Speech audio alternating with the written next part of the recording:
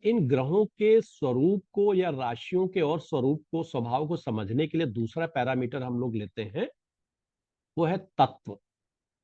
हम्म?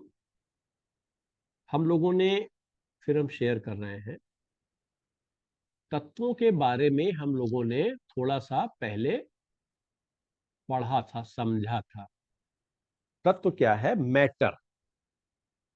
Matter हम लोगों ने तीन चार स्टेजेस हम लोगों ने पढ़ी थी, है ना? सॉलिड, लिक्विड, गैसियस, फिर एक एनर्जी, और फिर ईथर। ये हम लोगों ने पढ़ा था। दीज आर द, मतलब ये तत्वों के जो है स्थूल रूप थे, मैटर्स के। और व्हाट इज एलिमेंट्स? एलिमेंट्स क्या है? तत्व है क्या? तत्व का अगर हम लोग डेफिनेशन पे जाएं, तो तत्व किसी वस्तु या विषय के सार को कहते हैं, इसेंस ऑफ द मैटर। अब इसेंस ऑफ द मैटर क्या हुआ? अब हम लोगों ने कह तो दिया है कि फायर है। What is the essence of the fire? पृथ्वी तत्व है। पृथ्वी तत्व का इसेंस मतलब क्या हुआ उसका? ये हमारे शरीर के अंदर या इस संपूर्ण ब्रह्मांड में ये तत्व फिजिकली और मेंटली, भाई हम लोग सबसे ज्यादा फिजिकली और मेंटली अफेक्टेड होते हैं, तो इनकी किसी भी ह्यूमन बीइंग में फिजिकल और मेंटल कैरेक्टरिस्टिक्स क्या होगी, है ना? ये एलिमेंट्स बताते हैं, एसेंस ऑफ द एलिमेंट्स है। हम लोगों ने ये समझा कि जिस प्रकार से हम लोगों ने पढ़ा, जब गुणों को समझ रहे थे, कि किसी भी ह्यूमन बीइंग में तीनों गुण होते ही होते हैं।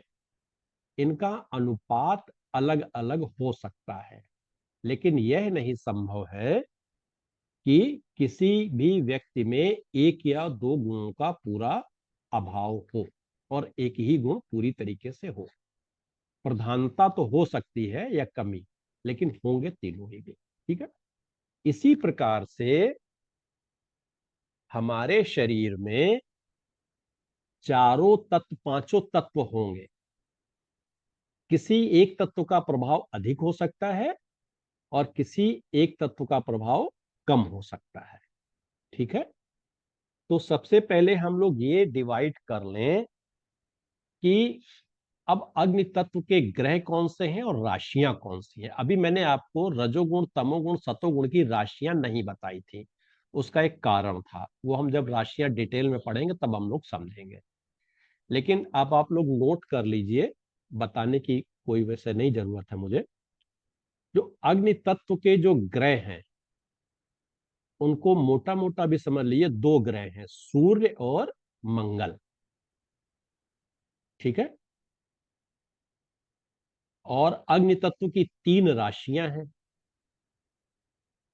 मेष यानी एरीज, सिंह यानी लियो, धनु यानी सेगिटेरियस। हम लोगों को यह याद रखना है। क्या याद रखना है? इसको कहते हैं हम लोग ई, नहीं नहीं, फायर, अर्थ, ए और वाटर। क्या शब्द बनता है हमारा? F E A W, few.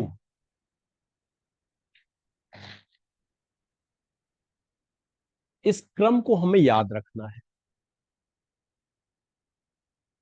राशियों का क्रम यह है, तत्वों के आधार पर।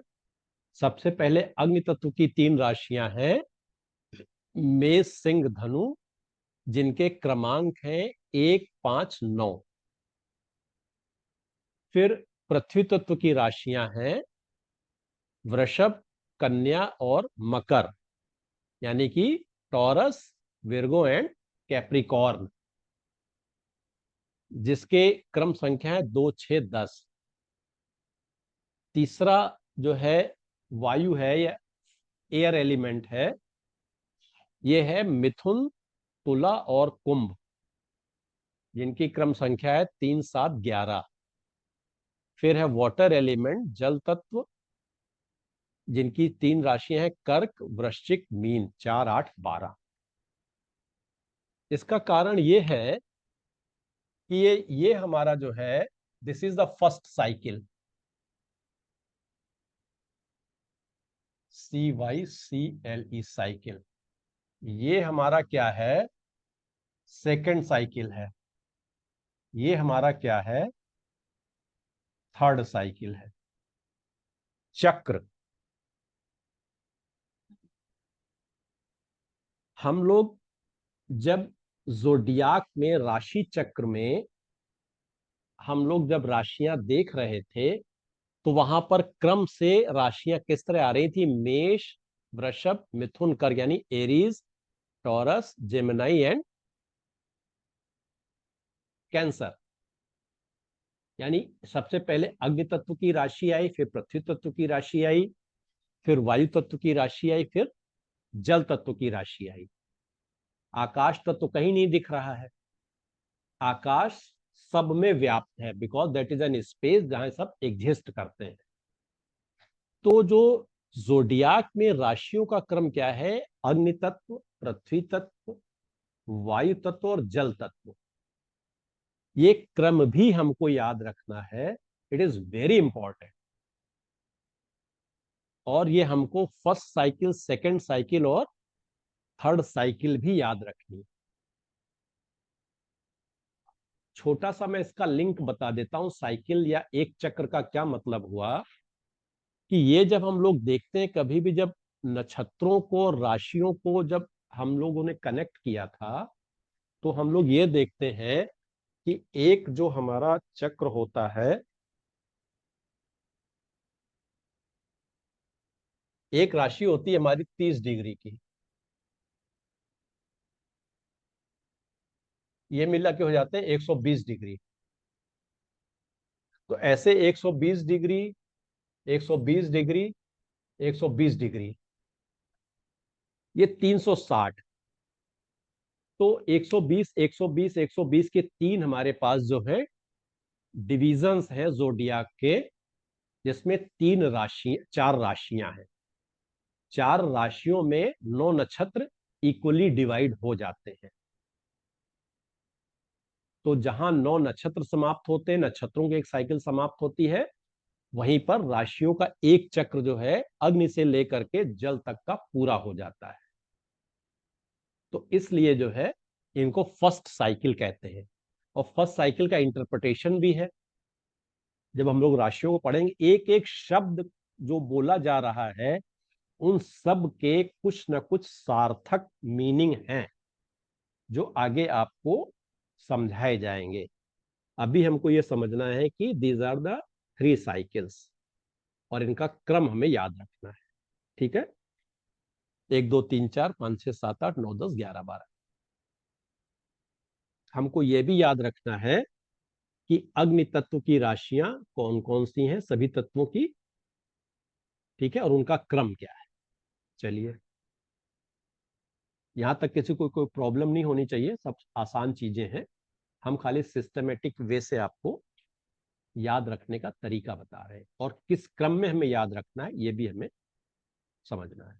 ठीक है, तो तत्व क्या है, एसेंस ऑफ द मैटर।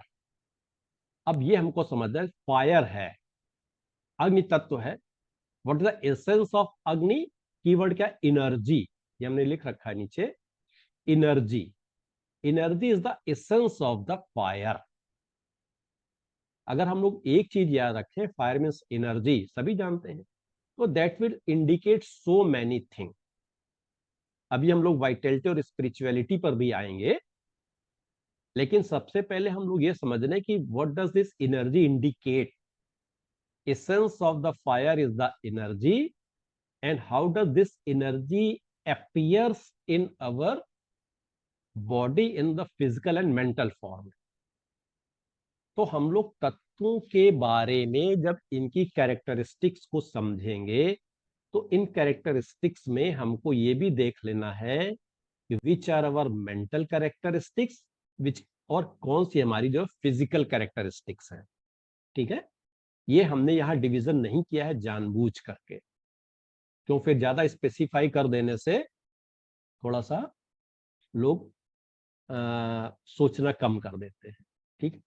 तो जब फायर का मतलब है कि that element which provide us energy, बहुत एनर्जी, ठीक है। तो क्या होता है, एनर्जी में क्या देती है, उत्साह देती है, काम करने की क्षमता। हम हर समय जो है कुछ ना कुछ जो है उत्साह में रहते हैं, हमारे अंदर जो है आलस से बिल्कुल नहीं होता है ना। परिश्रमी, हमें काम करने की शक्ति देती है। भाई आप देखते हैं बहुत से लोग जो है उनसे आप सुबह से शाम तक काम कराते रहिए, कभी भी दिन रात कभी भी काम करा लीजिए, they are ever ready to work, है ना। कुछ लोगों से कराइए घंटे 2 घंटे कर लेंगे, 8 घंटे कर लेंगे, कुछ से कहिए वो 10 मिनट भी नहीं कर सकते हैं, है ना। तो जो फायर एलिमेंट जिनके भी शरीर में ज्यादा होगा, कैसे ज्यादा होगा ये हम लोग आगे समझेंगे। अभी हमको ये समझना है कि what does fire element indicates. तो क्या होगा, जिसमें भी फायर ज्यादा होगी, अग्नि तत्व की अधिकता होगी, वह व्यक्ति थोड़ा सा परिश्रमी, उसके अंदर श्रम करने की क्षमता ज्यादा होगी, परिश्रमी, उसमें उत्साह रहेगा, कभी भी वो एक जगह आइडिल होकर के बैठेगा नहीं, कुछ ना कुछ वो करता रहेगा। हर किसी भी काम को आप कहिए, वो बड़ी तेजी से, बड़े उत्साह से उठ करके उस काम को करेगा। अब जिसमें एनर्जी की कमी होगी, अब उससे 4 बार आपको कहना पड़ेगा, 10 बार कहना पड़ेगा, तब भी नहीं उठेगा, यानी उत्साह की कमी होगी। सब लोग चल दिए हैं, वो अभी बैठे हुए हैं।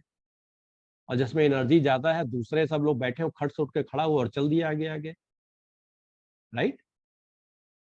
अब परिश्रमी हो गए। और दबंग होते हैं, दबंग इसलिए होते हैं इनमें ऊर्जा की अधिकता है, क्योंकि इनके अंदर ताकत है, उत्साह है, परिश्रम है, तो किसी से किसी बात पर ये दबते नहीं है। तुम मत करो, हम कर लेंगे, I have the energy, I have the capacity. तो दूसरों की बात नहीं जल्दी सुनते हैं, दबंग होते हैं। ऊर्जा की अधिकता कारण इनके ताकत अधिक होती है, ताकत अधिक होती है, लड़ भिड़ भी सकते हैं, शारीरिक शक्ति भी अधिक हो गई, है ना। तो लड़ने भिड़ने में विश्वास रखते हैं और अपनी बात मनवाने में विश्वास रखते हैं, इसलिए दबंग हो जाते हैं। मेहनत हो ही गया परिश्रमी से। संकल्प, they are well determined person, determination इनका अच्छा होता है। क्यों अच्छा होता है, they have the energy to do work, इनके अंदर काम करने की ऊर्जा, काम करने का साहस, है ना, कि हर परिस्थिति में I can do, I can do. ये have the capacity to initiate the work, ठीक है। धूम धड़ाका करना, नॉट धमाका। मतलब कोई भी काम जब ये करते हैं तो थोड़ा सा दिखा करके करते हैं, देखो मैंने ये कर दिया, देखो मैंने ये कर दिया, मैं ये कर सकता हूं, तुम नहीं कर पाए। और मतलब अगर किसी काम को कर लेना तो थोड़ा सा अपनी उपस्थिति को दर्ज कराना, मैंने ये किया। हम्म और करते समय भी थोड़ा सा एक दूसरे लोगों का ध्यान आकर्षित करते हुए काम को करना, तो धूम धड़ाका करना, शोर शराबा करना। अपने विचारों में स्वतंत्र, मतलब दूसरे की बात नहीं मानते हैं जल्दी, जब तक इनकी बहुत अच्छी तरीके से कोई इन्हें समझाए नहीं। इन्होंने जो सोच लिया वही सही है। क्यों, फिर बात वही आती है, हमें दूसरे का सहारा लेना ही नहीं अपना काम करने में, अपने विचारों में स्वतंत्र हैं, हम ये चाह रहे हैं हम ये करेंगे, आप हमारी मदद करिए चाहे ना करिए, आप नहीं मदद करेंगे तो भी हम कर लेंगे, because I have the energy, right. उद्यमी, उद्यमी का मतलब ये होता है कि किसी भी काम को पकड़ना, उसे पूरा करना, किसी प्रोजेक्ट को पकड़ना मतलब लेना और उसे पूरा करना, है ना। इंटरप्राइजिंग नेचर जिसे कहते हैं, उद्यमी होते हैं। मतलब वही कारण, सिर्फ वही है, ऊर्जा है, साहस है, तो इसलिए ये किसी भी काम को पूरा करने की क्षमता रखते हैं, इसलिए उद्यमी हो जाते हैं। जीवंत होते हैं, ऑलवेज एक्टिव, कहीं चूंकि उत्साह है, कहीं आलस्य है नहीं, इसलिए ऑलवेज अलाइव है। जीवनी शक्ति, ये काफी इंपॉर्टेंट चीज, इसको कहा गया वाइटैलिटी। मतलब हम देखते हैं कि हमारे शरीर में जब तक, जितके शरीर में ज्यादा ऊर्जा है वो उतना ही उसकी वाइटैलिटी पावर, यानी कि रोगों से लड़ने की क्षमता, या जुझारूपन कह लीजिए, परिस्थितियों से लड़ने, नॉट रोगों से, बल्कि परिस्थितियों से जूझने की, लड़ने की, या उनसे सामना करने की क्षमता इनमें अधिक होती है। इसे कहते हैं वाइटलिटी, जीवंतता। निरोगी, जाहिर है कि इफ यू हैव एनर्जी तो आप में रोग भी आपको कम लगेंगे, है ना, आपकी प्रतिरोधक क्षमता ज्यादा है। एनर्जी ज्यादा होने से आपको डिजीज भी जल्दी नहीं लगेंगी, ठीक है। और ये आध्यात्मिक होते हैं, स्पिरिचुअलिटी। स्पिरिचुअलिटी मीन्स क्या होता है? देखिए, अग्नि का स्वभाव क्या होता है? अग्नि हमेशा जो है ऊपर की ओर जाती है। ऊपर की ओर जाने का मतलब नीचे क्या है? पृथ्वी है ना। ऊपर क्या है? आकाश है। पृथ्वी का मतलब होता है मैटर, मैटर का मतलब मैटरलिज्म, मैटर का मतलब है भौतिकता। यहाँ जो कुछ भी वस्तुएं हैं, आकर्षण है, वो सब पृथ्वी पे ही है। और जैसे जैसे हम हमारा सोचने का स्तर ऊपर उठता जाता है, ऊपर उठने का मतलब है सोचने का स्तर ऊपर, सोचने का स्तर ऊपर होना, विचारों का स्तर ऊपर होना, है ना। तो ऊपर का मतलब ऊपर भगवान भी रहते हैं। हमारी ऐसी मानना है कि आकाश में भगवान है, ऊपर भगवान है। यानी हम थोड़ा सा, हमारे जब विचार ऊपर होते हैं तो हम सोचते हैं, हम भगवान की तरफ देखते हैं। भगवान देखने का मतलब क्या है? हम थोड़े न्यायप्रिय हो जाते हैं, हम थोड़े दयालु हो जाते हैं, हम थोड़े संवेदनशील हो जाते हैं, दूसरों का ख्याल रखने लगते हैं, दूसरों को परेशान नहीं करते हैं, है ना। तो ये थोड़ा अपने से ऊपर उठना है, राइट। तो ये क्या होता है? स्पिरिचुअलिटी यही होता है, आध्यात्मिकता। मतलब भौतिकता से ऊपर उठना। हर चीज के यहाँ मायने हैं। अग्नि ऊपर जा रही है, ऊपर की ओर उठती है, तो what does it mean? Means कि वो पृथ्वी छोड़ रही है, पृथ्वी छोड़ रही, भौतिकता छोड़ रही है, वस्तुओं के प्रति हमारा, लोगों के प्रति हमारा आकर्षण छोड़ रही है, और हमारे विचारों में उन्नति हो रही है, प्रोन्नति हो रही है, प्रोग्रेस हो रही है, ठीक है। तो ये क्या है? इसको कहते हैं स्पिरिचुअलिटी, ऊपर उठना। इसलिए क्या कहते हैं, जो हमारा फायर एलिमेंट है उसमें स्पिरिचुअलिटी भी होती है। अब इसका क्या मतलब हुआ? इसका मतलब ये हुआ है कि हमारी जो 3 राशियां हैं, 1, 5, 9, यहां पर इसका प्रभाव अगर हमारे जीवन में अधिक है, अर्थात इन 3 राशियों में अगर अधिक से अधिक ग्रह आ जाते हैं, तो हम क्या होंगे? थोड़े से एक्टिव होंगे, हमारी जीवनी शक्ति बड़ी होगी, हम स्पिरिचुअल होंगे, ठीक है। चलिए, अब इसका प्रभाव क्या होता है? किसी भी कार्य को प्रारंभ करने की शक्ति, ये फायर एलिमेंट का गुण है। Because they have energy, they have the capacity to initiate the work. इच्छा शक्ति, इच्छा शक्ति भी इसलिए है कि ऊर्जा ही सबसे बड़ा कारण है। तो हम लोग अगर कीवर्ड को पकड़ लेते हैं और इस कीवर्ड को ध्यान में रखते हुए सोचें, तो सभी चीजें हमें बड़ी स्पष्ट हो जाती हैं। तो एक एनर्जी हमारे अंदर कौन कौन सी फिजिकल और मेंटल कैरेक्टरिस्टिक्स दे सकती है, ये इसमें बताया गया है। हमारे अंदर काम करने की शक्ति, क्षमता, काम शुरू करने की शक्ति, हमारी इच्छा शक्ति, हमारा कमिटमेंट, हमारी दृढ़ता, है ना, ये हमारी बढ़ जाएगी। वचन निभाने की क्षमता, जो कहेंगे सो करेंगे। क्यों करेंगे? आई हैव द एनर्जी, हमारे अंदर कैपेसिटी है। हम प्रतिकूल परिस्थितियों में भी जो है जूझ सकते हैं। हमने किसी से वचन कर दिया, आज तुम्हें वहां से हम चीज ला के देंगे। अब पानी बरस रहा है, आंधी आ रही, लेकिन हम जा रहे हैं, बिकॉज हमारे अंदर साहस है। हमने किसी से कोई कमिटमेंट कर लिया, हम उसे पूरा करेंगे, चाहे जितनी चुनौतियां हैं। तो ये क्या है? दृढ़ता, वचन निभाने की क्षमता। कुछ नेगेटिव क्वालिटीज भी आती हैं। दूसरों पर प्रभुत्व जमाना, अपना अथॉरिटेटिव होते हैं थोड़े से। अथॉरिटेटिव इसलिए होते हैं because they have sufficient energy to work, ताकत है, ठीक है। प्रबलता जमाना, दूसरों पर अधिकार जमाना, दूसरों पर नियंत्रण करना, दे आर द कंट्रोलर। इस क्वालिटी को हमें याद रखना है। अग्नि तत्व means authoritative, controller.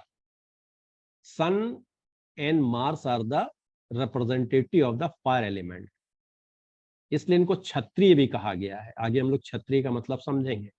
They have the capacity to control, they are authoritative in nature. और इनका नेचर है कंट्रोलिंग नेचर है, दूसरों पर अधिकार जमाना। चलिए, आज यहीं तक रखेंगे।